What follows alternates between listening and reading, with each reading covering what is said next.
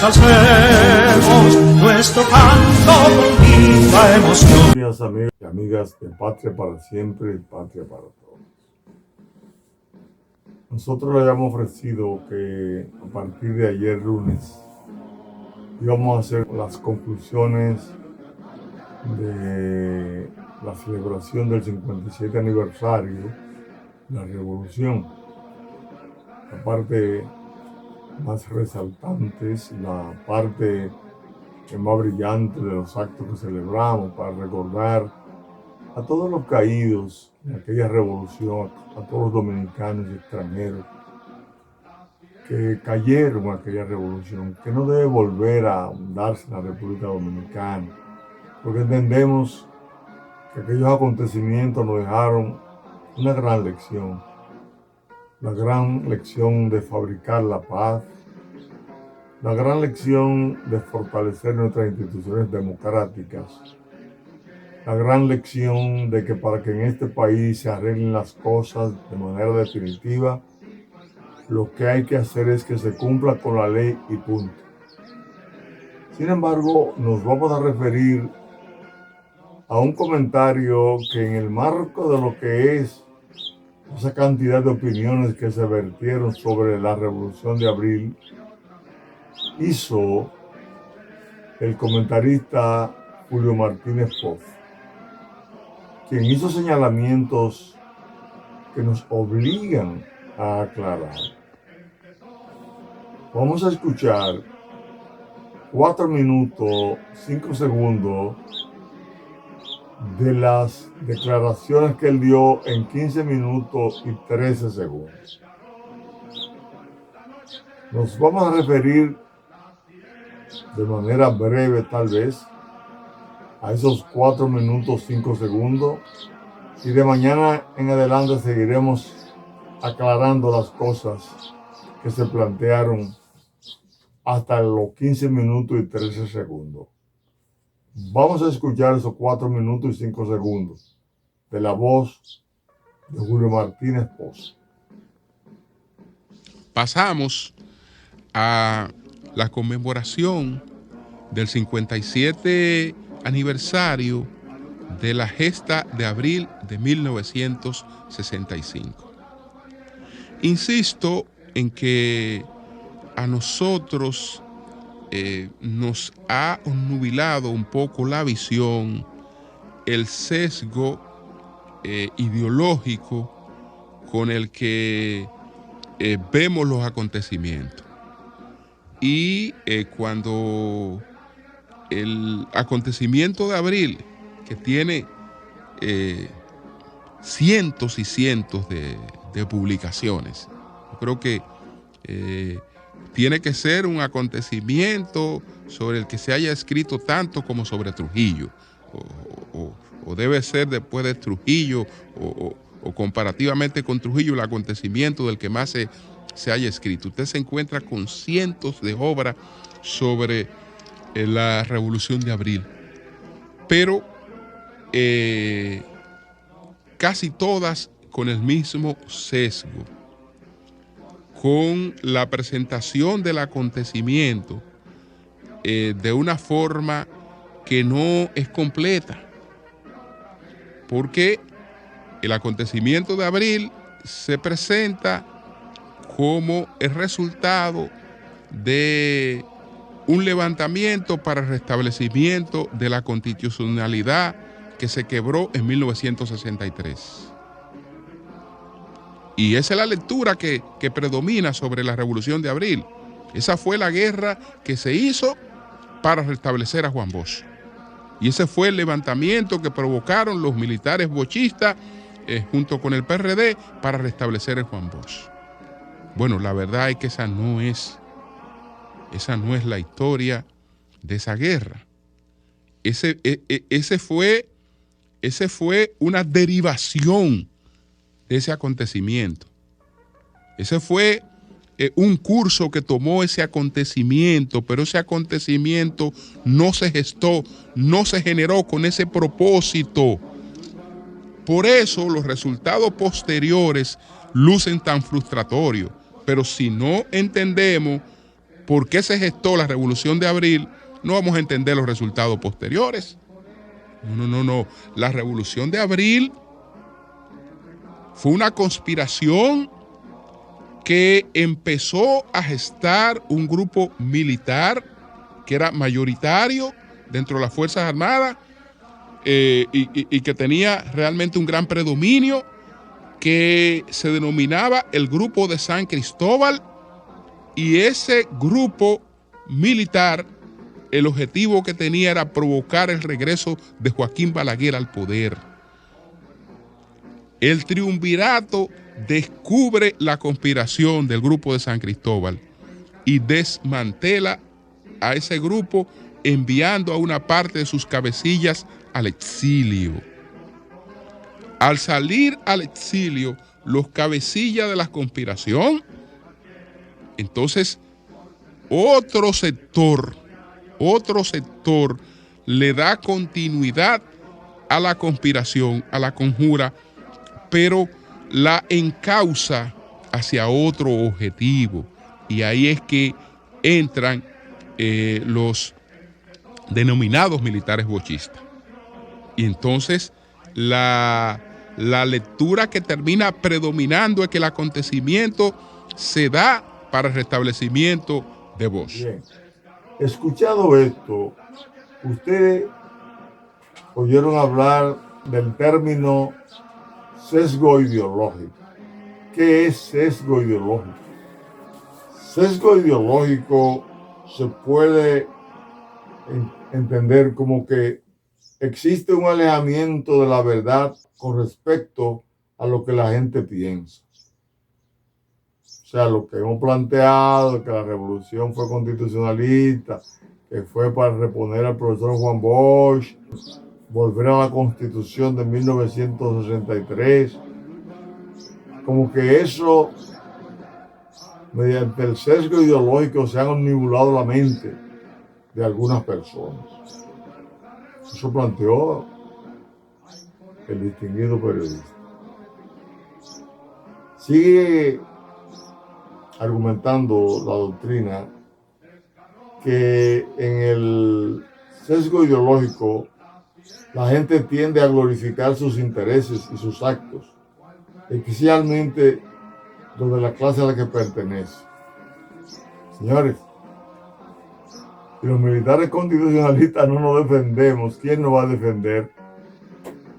Hasta ahora nos están defendiendo últimamente en unos sectores, pero mire, durante muchos años se nos persiguió, la prensa se hizo eco de eso, es cierto, se hicieron editoriales, se nos encarceló, se nos mandó al exilio, etc.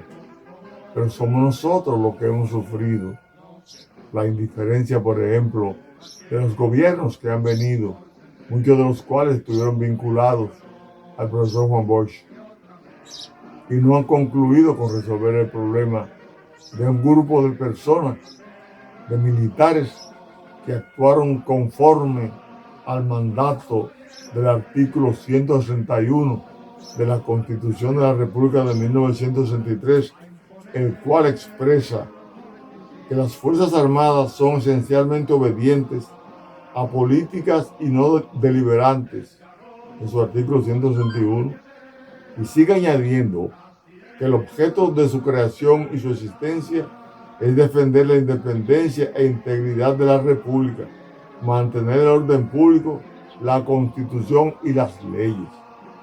Eso fue lo que hicieron los militares constitucionalistas cuando el 24 de abril se levantaron, después que el grupo de oficinistas y oficiales de la Jefatura de Estado Mayor del Ejército hizo prisionero al jefe de Estado Mayor y su equipo. Ese coraje, esa valentía del capitán Mario Peña Taveras y el grupo de sargentos que liberó al grupo de oficiales que habían apresado en la mañana del sábado 24, entre los que estaban el coronel Giovanni Gutiérrez, el mayor Lora Fernández, el capitán Novoa Garnes, entre otros. Esa acción del capitán Mario Peña Tavera y su equipo impidió que ocurriera lo que ocurrió con el desmantelamiento del Grupo San Cristóbal, al que hace mención el periodista. Los militares que se agruparon bajo el movimiento Riquillo que formó primero el teniente coronel Rafael Fernández Domínguez y que lo dejó en manos del coronel Hernando Ramírez, y que luego el coronel Hernando Ramírez, Mario Peña Tavera, los sargentos y todos terminaron unidos para defender la Constitución y el retorno del profesor Juan Bosch, y que ese día actuaron con valentía, fueron realmente los que comenzaron la revolución constitucionalista, que no era una revolución que se iba a dar, era un levantamiento militar, como el que hizo Ramón Rodríguez Chavarría en 1961, un 19 de noviembre, como el que hicieron un grupo de militares, de oficiales, cuando el 19 de enero de 1962 hicieron prisionero al grupo que lideraba Rodríguez Chavarría, secretario de la Fuerza Armada, quien le había dado un golpe de Estado por orden del presidente Balaguer, que presidía ese Consejo de Estado, para cambiar entonces 3 de los miembros que lo componían, entre los cuales estaba Neinibar Ceja, que era líder del Grupo de San Cristóbal. El grupo pro devolución de la Constitución y retorno de Juan Bosch, el grupo de la vuelta a la constitucionalidad y el retorno del profesor Juan Bosch al poder, se mantuvo permanentemente unido, y cuando lo iban a desarticular, reaccionó, hizo prisionero al jefe de Estado Mayor y llamó al pueblo vía José Francisco Peña Gómez a la calle, donde el pueblo victoriaba en las calles la vuelta del profesor Juan Bosch, la vuelta a la constitucionalidad sin elecciones. Eso tiene que entenderse como una realidad que nadie puede controvertir, nadie puede ignorar, nadie puede catalogarla de sesgo ideológico. Al contrario, entendemos que hay que definitivamente aceptar la valentía, el honor, la dignidad con que actuaron esos militares, que pudieron convocar al pueblo y el pueblo respondió. Y a partir de mañana nosotros vamos a aclarar no solamente el sesgo, sino algo que hoy vamos a dejar sentado también, y es que la revolución constitucionalista fue una revolución democrática. El tercer acontecimiento más importante de la historia de la vida republicana de este país, después de la independencia y la restauración. Abril fue la puerta a la democracia en República Dominicana. Tenemos 57 años sin golpe de Estado después de abril. A esa revolución hay que darle el verdadero sitial que le corresponde en la historia. No estamos de acuerdo con la parte de la omnibulación que habla Martínez Pozo, ni mucho menos con el sesgo ideológico. Lo que hemos planteado es una realidad, que lo hemos debatido permanentemente, lo estamos debatiendo y lo seguiremos debatiendo. La revolución no fue comunista, tenemos que estar claros que fue una acción democrática, fue una expresión del civismo con que grandes sectores de las Fuerzas Armadas respondieron a la idea de volver al pasado. Eso hay que tenerlo muy claro, eso hay que defenderlo. Máxime cuando los mismos norteamericanos ya dijeron claro que la revolución no era comunista. Basta nosotros ver qué declaró Elson Bunker, quien fuera el jefe de la misión americana aquí durante la revolución, que participó en la Comisión Actor de la OEA, cuando señaló el 12 de octubre de 1983 en su residencia de Vermont y que reposa en la Biblioteca Presidencial Lyndon B. Johnson en la Universidad de Texas en Austin lo siguiente: realmente el elemento comunista en República Dominicana no era importante. Era más bien un asunto de quién tenía el poder y algunas diferencias filosóficas. La gente de Camaño eran obviamente el grupo más liberal. La junta militar era más conservadores. Pero aquello era una cuestión de liberales y conservadores, no un asunto de comunistas y demócratas. Esto está en el libro El Eslabón Perdido, que publicara el guerrillero Hanley Herman, la página 34. Ahí está. Lo vamos a dejar hasta aquí. Solo recordar que la cita que hace el periodista Martínez Pozo, el comentarista, del libro de Bernardo Vega,